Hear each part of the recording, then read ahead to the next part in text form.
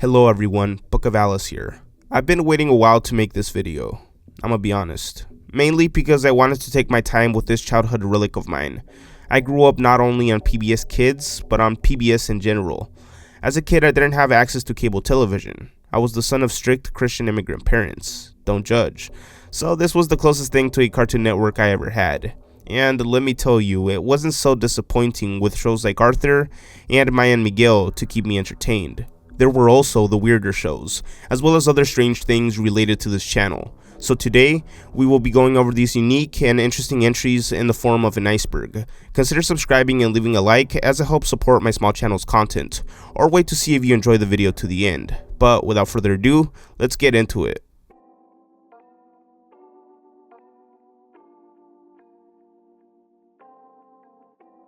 Cartoon parodies in Arthur. Though one would think the producers of the animated series would play it safe by sticking to only teaching life lessons and moral values, they also wanted to have a little fun while doing it, going out of their way to reference South Park, even killing off Kenny, or Buster in this case. The aliens made an appearance as well, which made it even better. Beavis and Butthead were also referenced, as well as Cartoon Network's Dexter's Laboratory, which portrayed Brain as Dexter. Elmo's death threat. Damn, this one sounds rather menacing, but a Bay Area mother who bought her son a talking Elmo noticed that her son was saying something out of the ordinary. Trying to find the source, she remembered that recently she replaced the doll's batteries. When she squeezed it, the doll repeated, "Kill James," the name of her son, which was extremely unsettling. Take a look at this clip. Kill James? Kill James? That's right. The Elmo doll is saying, "Kill James." That's the name of the boy who owns the Elmo Knows Your Name doll. PBS Kids Mandela Effects. This is in reference to the Curious George and Berenstain Bears Mandela effects that have been beaten into the ground repeatedly. But here's a recap if you don't know. Basically, a large group of people remember that George had a tail in the PBS animated series, swinging around with it and getting into trouble. But it turns out that he never had a tail in the show, nor in the book series, creeping out tons of people. As for the Berenstain Bears, people remember their name being the Berenstein Bears, not the Berenstain Bears, how it actually is. Some reclaim to have residual evidence in the form of books of their quote-unquote original name. Parallel universes and other strange theories are used to justify this belief. Maya and Miguel culturally correct. Yes, Maya and Miguel was correct when depicting Mexican or Latino culture in general, speaking as a Latino myself. I mean, they mentioned tamales, they got the strong family connections, they even got the grammar right. What more can I say?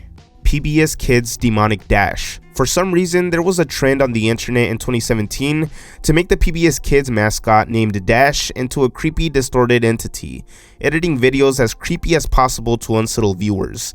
To be honest, prior to this entry, I had no idea that this was a popular thing, gaining millions of views. Take a look at some of them. Doink.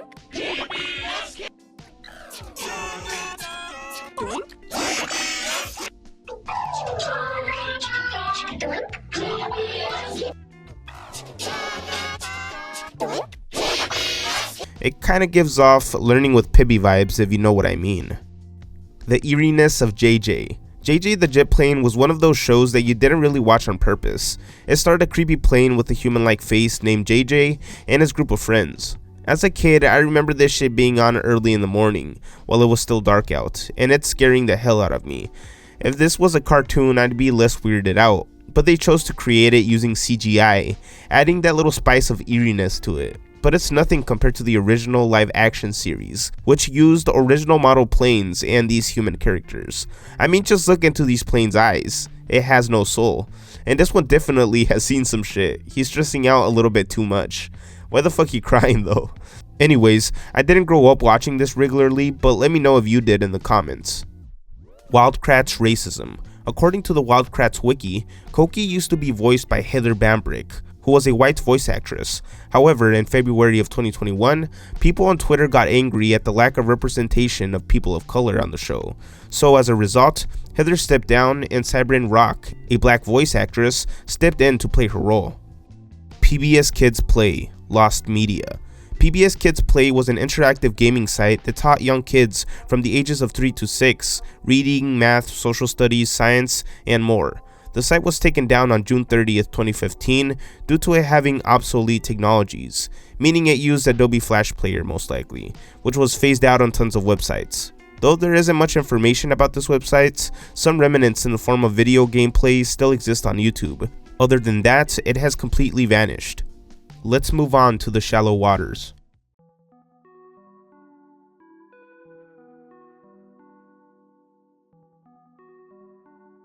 The Thomas the Tank Engine murder. Okay, so apparently in one episode there was a murder attempt, where Stepney the steam train gets lost in a new branch line where he hasn't gone before. Trying to navigate his way home, he accidentally enters the train graveyard, though it turns out it isn't an accident, as two unknown diesel engines pull up behind him, forcing the train into the scrapping facility, where a machine picks them up and tosses them into the fire. Luckily he gets saved at the end, but for a PBS Kids show, this episode was still pretty dark. Arthur Gay Marriage. Mostly everyone knows this by now, but for those who don't, there was an episode on Arthur that depicted Mr. Ratburn getting married to another man. The episode caused minimal controversy, but Alabama still banned it from being broadcast in their state. The Caillou Theory. This theory states, why is Caillou bald? People have wondered this ever since Caillou was a thing. And why are his parents so calm? Why is he so whiny? Either his parents are obsessed with his looks, or secretly abuse him by shaving his head. This theory says Caillou's actually a toddler with cancer. The reason why there's always a white frame border in the show is because Caillou is on his deathbed, and the stories are Caillou's fantasies of his ideal life, or simply flashbacks. Caillou's cancer could also be the reason his parents spoil him so much. They want him to have happy memories before he passes away, and they feel guilty of punishing him because of his disease. Or in another way, Caillou died before the series even started. The true reason Caillou is bald is because he originally was an infant in the books, and they wanted to keep him recognizable to children. Furthermore, the original voice actress of Caillou, Jacqueline Linsky, died in a car crash in 2003. I don't know how to feel about this theory. Let me know your thoughts in the comments. Arthur punches DW. Arthur's big hit is the second half of the first episode in the 4th season. In the episode, Arthur wonders if it's ever okay to hit someone, experiencing considerable confusion and finally clarity, as he finds himself on both ends of the hitting question, after punching his sister for breaking his model airplane. Take a look. It's not my fault if you made a plane that can't fly. I told you not to touch it!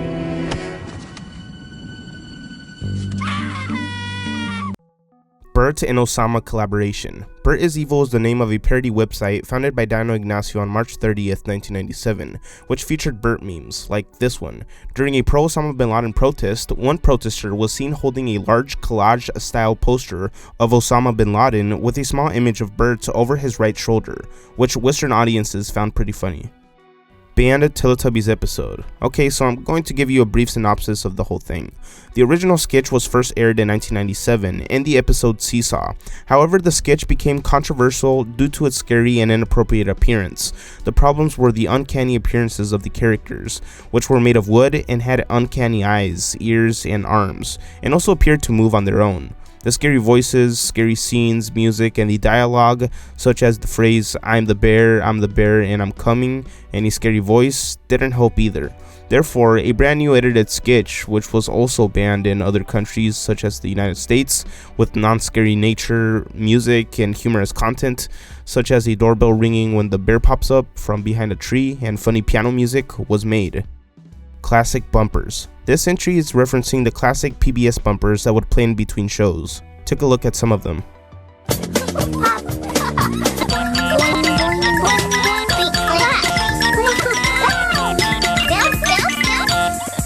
Super Y antivirus. No, PBS Kids isn't getting into the antivirus market, though a Cyber Chase themed antivirus program would be pretty cool looking, but this is in regards to an Indian antivirus software commercial that has a mascot that is a complete ripoff of the PBS Kids series Super Y.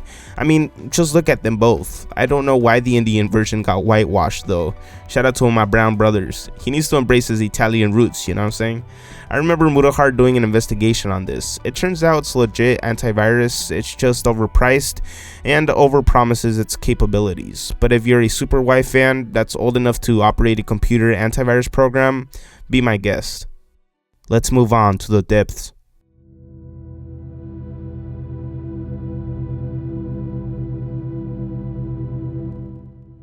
Teletubbies gay controversy. During the late 90s, Reverend Jerry Farewell warned parents that the character named Tinky Winky from the Teletubbies series was gay and was created to push the gay agenda, as the male character sported a purse and wore purple. Also, he had an upside down triangle on the top of his head, a supposed gay symbol at the time. Also, he had the word twink in his name, a pretty popular gay term referring to male ages 18 to 24 with boyish qualities. I definitely don't agree with Reverend Jerry Farewell's perspective, but I don't doubt that the producers of this series were definitely being progressive at the time. I mean, have you seen some of these scenes? They were literally pushing the boundaries for a children's show. And it was a public show as well. I mean, that's kind of crazy. Lost to Sesame Street episode. In this episode of Sesame Street, the Wicked Witch of the West wreaks havoc on the street when she loses her flying broomstick. The episode prompted an unusual large amount of male responses from parents, almost entirely negative, within a short time frame. Typically, responses included parents concerned that their children were afraid and now refused to watch the show because of the witch. Though thought to be missing forever, many years later in November 2019, clips from the episode were screened at the Museum of the Moving Image as a part of the Jim Henson Legacies Sesame Street Lost and Found event, where former head writer Norman Stiles and current Vice President of Education and Research Rosemary Torlugo discussed its educational and entertainment merits. Curious George racist allegory. Alright, this theory was not made by me, I just want to make that clear, but I think this Reddit post made by Kathmino captures what the theory is about, stating, just to be clear, this is strictly talking about the original story written by Margaret Ray and H.A. Ray. Curious George is about a guy going to Africa to kidnap a chimpanzee to take him to the city. The whole thing seems to be an allegory for how we treat African Americans in the United States in particular. White people kidnapped and enslaved Africans and were thought of as exotic and mischievous, being compared to monkeys in an obviously racist belief. Whenever the man with the yellow hat leaves George alone, he almost always gets into trouble because he's quote-unquote curious. This parallels the stereotype that black people are dumb and need constant supervision, the racist stereotype, which was used as an argument to defend slavery. When George finally comes to the city, paralleling with the urbanization of the black population in the United States during the early 20th century, he is once again left alone and gets into trouble, though since his owner isn't home, he is arrested and thrown into jail, which once again parallels the rampant rise in arrests made in the black community. Once George escapes from the zoo and is found by the man in the yellow hat, George learns the errors of his ways and finds a new home in the zoo, a place secluded from the rest of society, where he is barred from the public. How do you guys feel about this theory? Barney hate. For some reason in the mid to late 2000s, there was an awful lot of Barney hate, from songs like this, I hate you, you hate me, let's get together and kill Barney with a big shotgun and shoot him in the head, then we'll check if he's dead. to videos like this. What do you want? I love you, you love... This is horrible.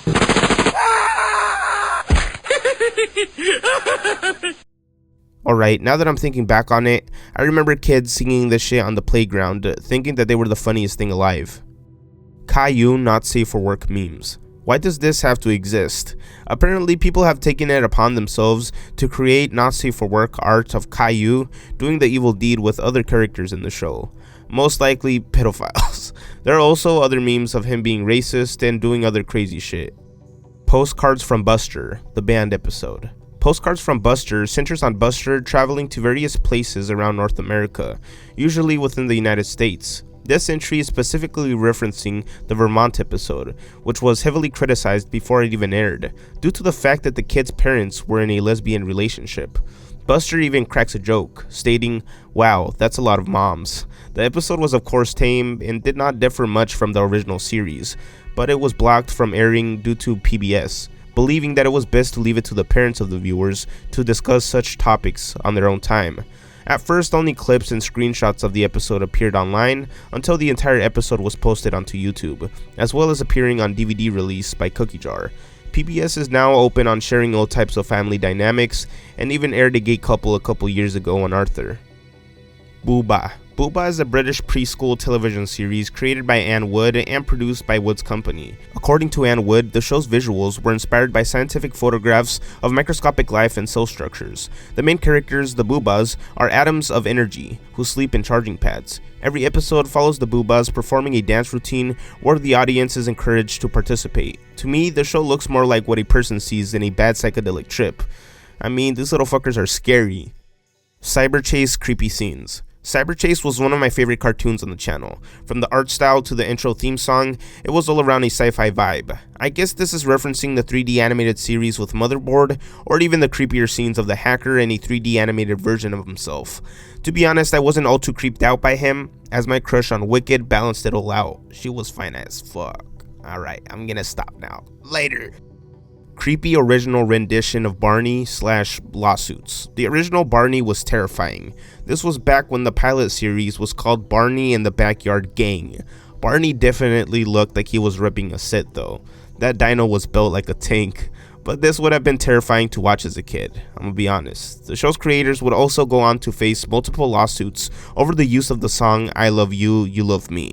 Yeah, that hella popular one. Let's move on to The Abyss.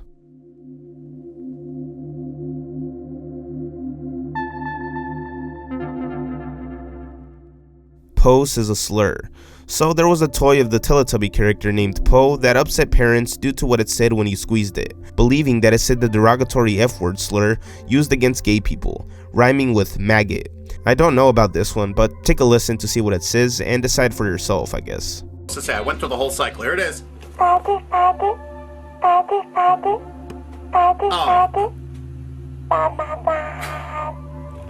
It sounds exactly like that.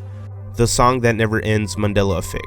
A version of the song known as The Song That Never Ends was used as the closing theme of Lamb Chop's Play Along, a 1992 televised puppet show on PBS. At the end of each episode, the puppets sing the verses of the song while the hostess, Sherry Lewis, who tragically passed away from cancer halfway through the series, would try in vain to stop them. Well, some people recall the famous line in the song differently, believing that it was the song that never ends, but it's actually the song that doesn't end, throwing off the rhythm of the tune, for some listeners who recall differently. There are also a few decade-old videos with the title being The Song That Never Ends, which completely contradicts the lyrics, which is rather intriguing to say the least. Kevin Clash, Elmo Puppeteer. Clash, most known for being the puppeteer for Elmo, was accused by multiple men of sexually abusing them over 10 years ago when they were teens. In November 2012, 23-year-old Sheldon Stiffens alleged that he had been in a sexual relationship with Clash that began when Stiffens was 16 years old. Sesame Street Workshop had initially been presented with the allegations in June, and its investigations found the allegations to be unsubstantiated. Clash acknowledged that he had been in a relationship with the accuser. However, he said the relationship was between two consenting adults.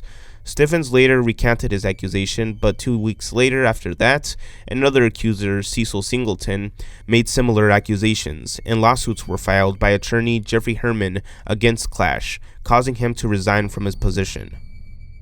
Thank you for watching this video to the end.